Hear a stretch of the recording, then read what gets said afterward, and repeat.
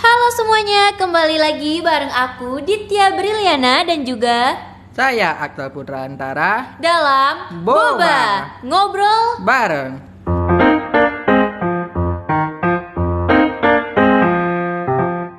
Oke, BTW sebelumnya kita mau ngucapin nih Selamat HUT RI ke-75.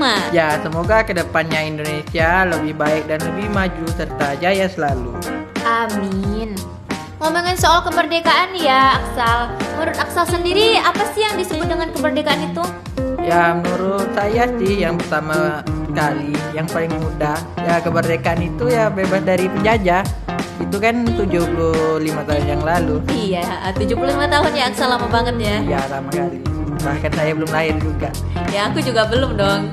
Teman-teman yang dengerin pasti juga belum lahir. Walau begitu kita harus terus meningkatkan semangat kemerdekaan walaupun sudah 75 tahun. Walaupun sudah lama tapi harusnya semangat kita itu semakin berkobar. Ya kan saudara Aksal? Ya, benar sekali.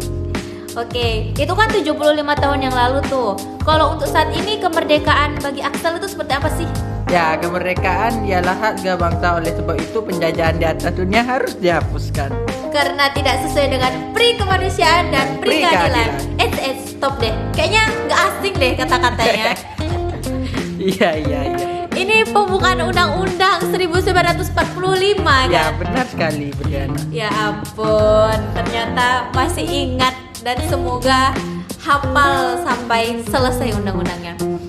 BTW nih, itu kan menurut undang-undang Aksal. Kamu menurut Ya. Aksal sendiri deh secara pribadi Ya, untuk saat ini. ya, kali ini saya serius ya jawabnya. Ya, menurut saya telah diperjuangkan oleh pahlawan kita karena bangsa ini punya banyak budaya, suku, bahkan pulau-pulaunya yang sangat banyak. Nah, ini menurut saya nih. Gimana menurut kamu? Kalau menurut aku nih Aksal, kemerdekaan itu ketika seseorang itu mampu memaknai dirinya sendiri dan juga memaknai bagaimana perjuangan dari para pahlawan. Sebenarnya caranya simple sih, gak usah terlalu muluk-muluk. Kalau misalnya kita benar yakin kalau kita merdeka, kenapa kita tidak memanfaatkan waktu kemerdekaan kita itu dengan memberikan kontribusi yang positif dan baik ke masyarakat? Karena ketika zaman penjajahan dulu, jangankan untuk memberi kontribusi yang baik kepada masyarakat atau orang di sekitar kita, untuk memperjuangkan hak kita sendiri aja kita tidak mampu. Benar sekali. Jadi kemerdekaan itu ialah ketika kita mampu memberikan manfaat untuk diri kita sendiri dan khususnya memberikan manfaat untuk orang lain juga. Iya. Ngomongin soal kemerdekaan nih, biasanya kemerdekaan itu pasti erat hubungannya dengan perayaan 17-an Agustus atau 17 Agustusan ya bahasa enaknya. Apalagi kalau di lingkungan rumah atau kompleks itu biasanya ngadain perlombaan yang mengingatkan kita tentang hal-hal atau cara seorang pahlawan memperjuangkan kemerdekaannya seperti balap karung, Panjat pinang, makan kerupuk, gigit koin. dan juga tarik tambang. Iya, dan masih banyak yang lain-lainnya. Kalau aku sih kayaknya pernah ikut tarik tambang nih. Kalau Aksal sendiri Wah. biasanya ikut apa nih? Kalau saya sih makan kerupuk, saya suka kerupuk soalnya. Makan kerupuk. Pokoknya kalau berbau makanan kamu nomor 1 ya. Wah, jangan ditanya. Oh ya.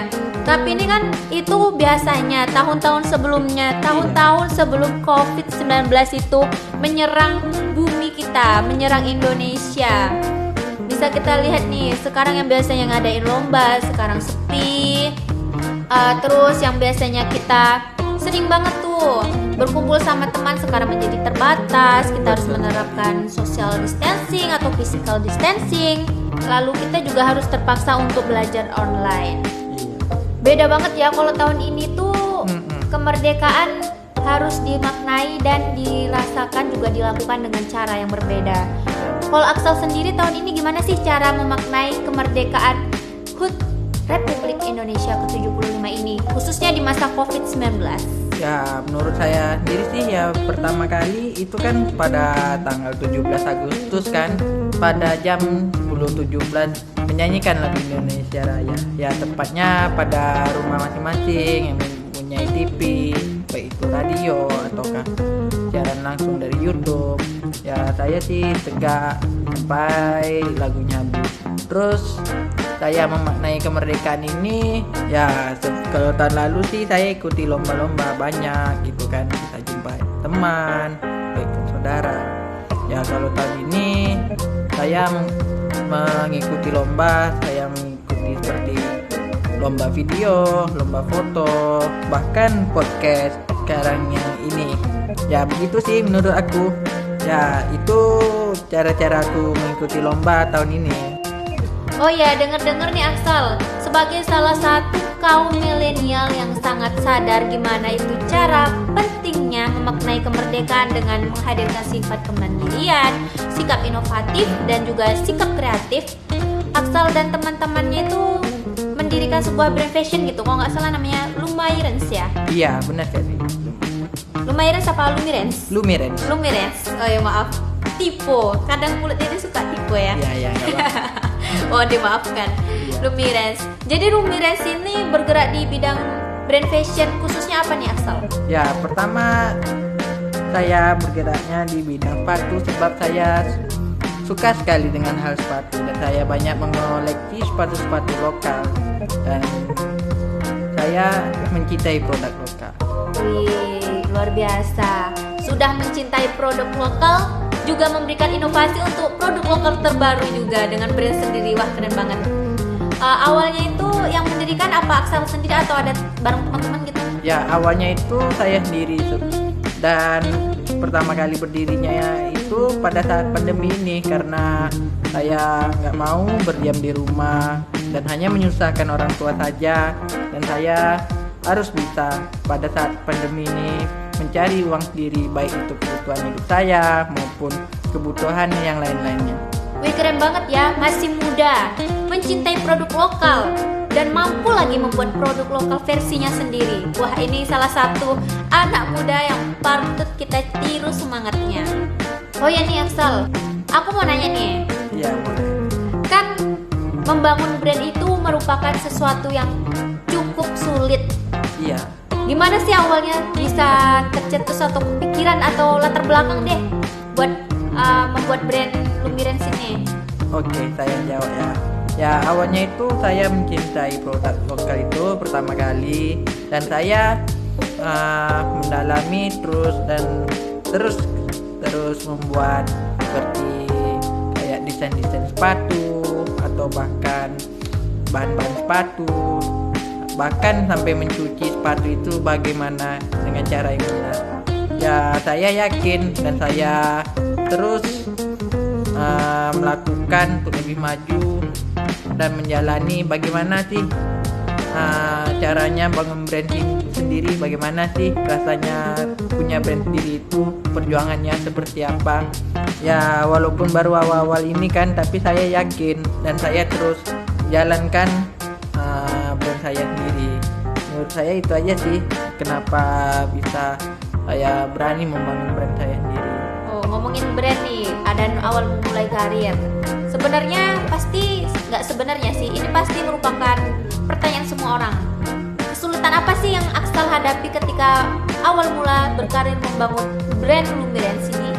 Ya pertama kali saya kesulitan seperti bagian editor maupun di bagian desainer maupun bagian di market online saya sendiri, baik itu Instagram, Facebook atau yang lain-lainnya.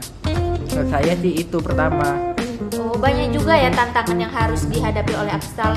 Terus gimana nih? Apa udah ada problem solvingnya buat kesulitan-kesulitan ini Aksal? Ya untungnya saya mencari teman yaitu pandai di bidang editing maupun di bidang desainer, bahkan bisa memegang toko online saya sendiri.